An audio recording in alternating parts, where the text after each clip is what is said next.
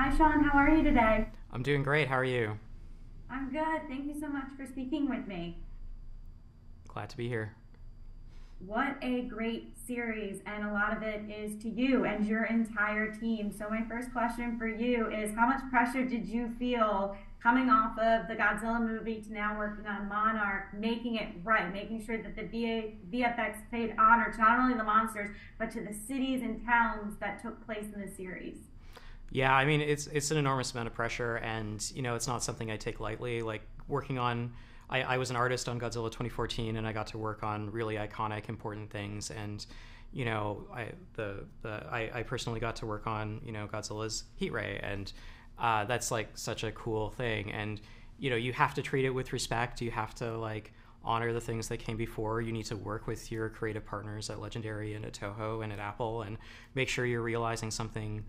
And the great thing is, you have really qualified, smart people at the helms of all those things who can guide you in the right direction, they're very supportive, and they're such great people to work with. What would you say was the most challenging scene for you and your team to bring to life? One of the more challenging ones is right in the first episode, the first scene that you see when we're on Skull Island.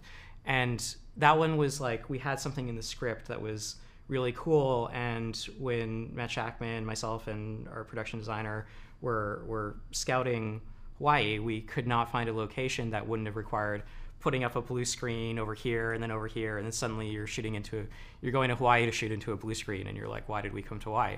So Matt Shackman was like, hey, is there another, like, let's get some wild cards out there. And we found this Lanai Lookout, this volcanic rock that juts into the ocean.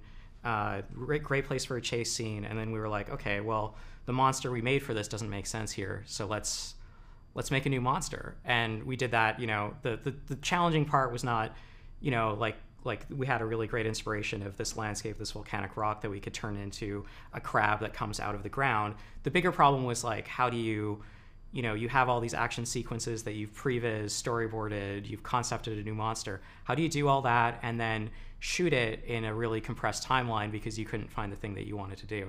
So that's always like, that was a really, really tricky one. What would you say is your favorite monster to bring to life? I really love the mole creature that we see in episode 3 and 4. It was such a wacky thing.